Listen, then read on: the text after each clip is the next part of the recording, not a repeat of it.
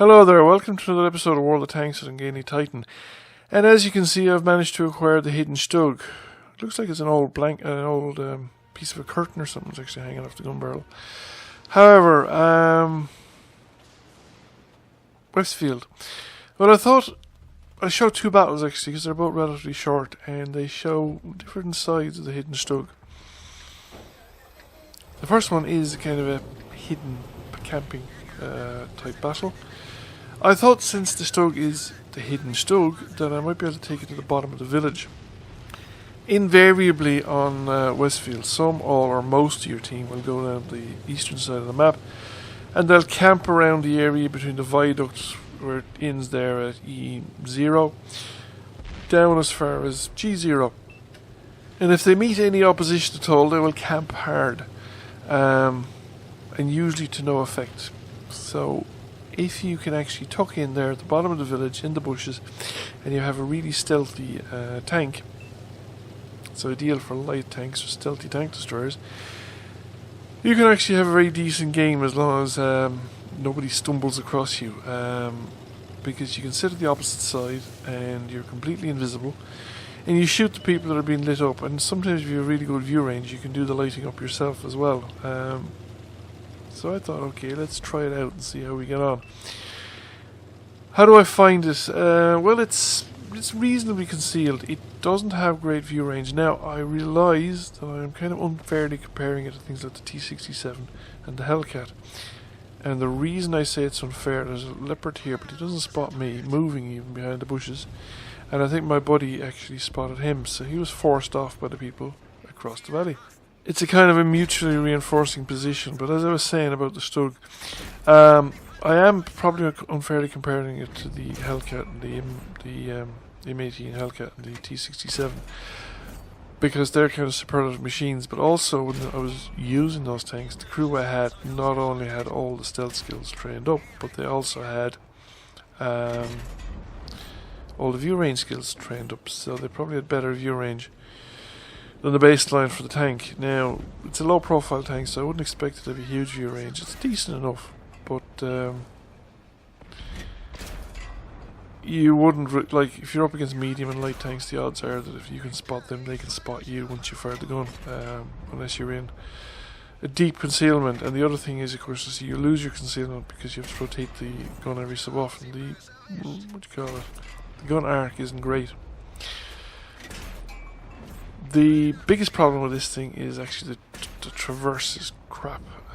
It is really slow on the traverse. Maybe not the slowest I've ever driven on, but you're not going to outturn a tank that's encircling you. It's fast enough to go around you, and a lot of tanks will be fast enough to go around you. Now you can see there I was being blind fired by KV-1 using HE from across the map. There's another shot that he's firing across.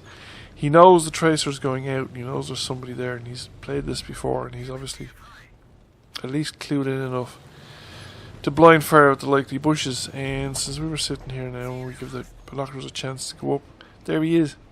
And we're going to punish him for his temerity and shooting at us. And he's no hope. There's no cover. I mean, there's two Stugs across the valley, and they're blazing away at him, plus the other three tanks on the other side of the valley. And I discovered at this point the enemy team have all gone and died, and not allowed me to shoot them. So I'm just chasing out the last couple of tanks. But I screw up here. My driving, as often, is a little suspect, and I overshoot the lip down into the little thing, and that is me for the rest of the game. I'm spotting, but I'm not shooting. And there's a light tank beside me, but again, I'm not in a position to do anything about it. It is game over, and I think it was a respectable enough showing. So how do we do? Well, we got 44k silver, which I think is pretty decent. It seems to be a decent silver earner. Now, I'm not spending any money on it. I don't think I even fired a premium round that time. Don't know if I did. So now we have the hidden. And when it's not hidden, when you're forced to operate in the open, which you will be quite a bit, it's the Stug. So it's Its armour can easily be penetrated by anyone that knows what they're doing, or has the time to aim at you properly. And of course, your best armour is in the front, so if you can keep the front pointed at them and the tank wiggling around a bit, you have some chance. You will bounce the shots, but I mean, they'll put ones through you easily enough. And you're tier 5, you don't have a lot of hit points. Initially I thought I'd be sneaking, I'd come around to this side and catch people setting up shop.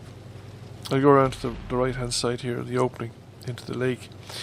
And I'd catch people across the valley going, setting up shop on the their right hand side, on my left. But nobody did, which is rather naughty of them. They normally do, and they weren't obliging at this time. Now there was a Panzer 5-4 roaring up the hill towards them, and that may have affected people's decision making. Seems to have people decided that they were going to go to the bridge rather than coming around to the corner.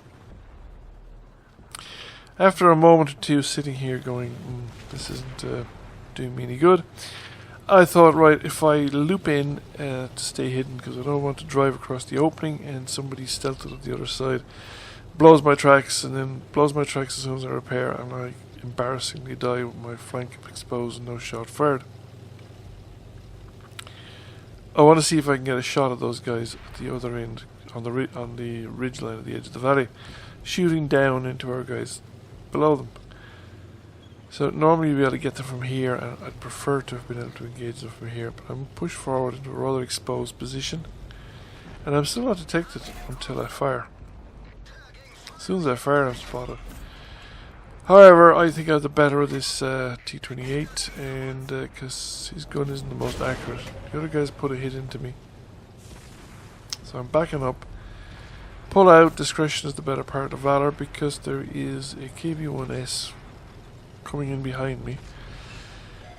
And see what he's charging straight into the teeth of Churchill 3, which probably isn't going to end well, but you never know. Sometimes, if you know where to shoot the Churchill 3, you can very easily put rounds to it, and these guys can actually take out a Churchill 3 if they put the rounds into the weak spots.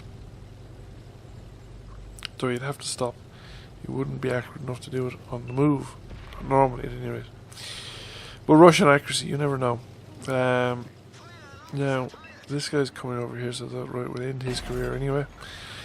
I thought if I came over here to the corner that I could catch some of those people on the far side of the bridge, but there seems to, well, there is someone there, but he's too far back.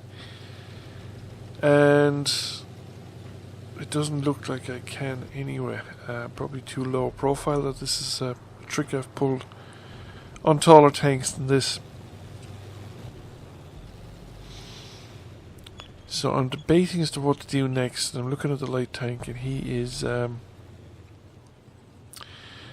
well, it looks like he's going to head up into the enemy side of the valley here, and I thought, right, well, I better go and support him. The medium is eventually moving from behind that hill, and he's going to push in to the open areas, so there will be at least 3 allied tanks around here. There's still a considerable amount of enemy left, and the game isn't over yet. So I come up here, and as I crest the ridge, we catch sight of the bishop.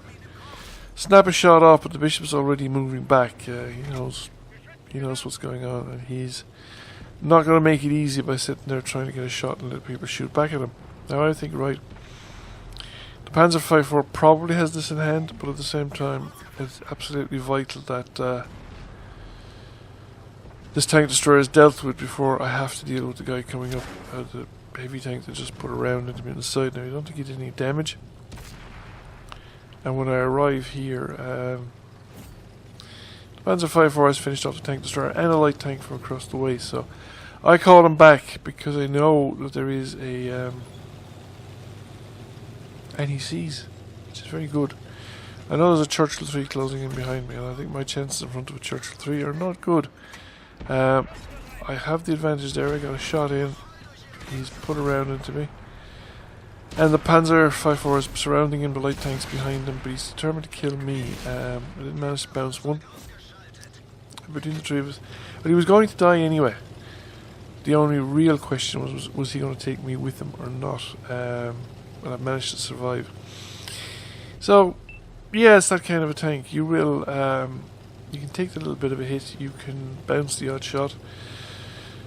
But I wouldn't rely on it. You're better off avoid being shot as much as possible. But you can trade hit points for damage at the end of the game.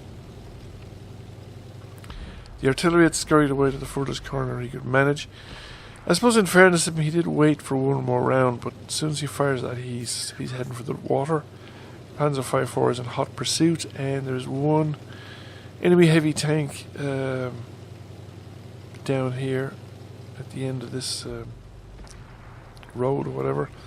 Churchill 3, and I decide, right, well, I might get a shot at him, so I might as well keep going, and we have the speed.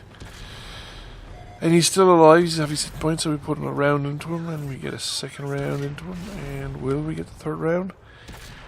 And we do, and therefore we get 3 extra rounds we wouldn't otherwise have had. Decent enough tank, yeah, quite happy with it. So how did we do? Well, we did pretty well, I think. 55k silver in this case, and we got 1,000 damage, a bit more damage done.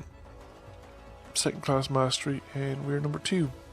So I think it's a decent tank. You're going to be in trouble if you get overrun, but it does have the mobility to get out of dodge if you realise that the situation is untenable and to retreat back to a better location. So you can do that up until the point that you run out of room. I wouldn't try and brawl in it if I could possibly avoid it. Thank you for watching. I hope you enjoyed the video. If you did, please give it a thumbs up and a like. Feel free to share the video, and please leave comments if you have anything you want to say. Thank you for watching once again. I will catch you all again soon. Bye for now.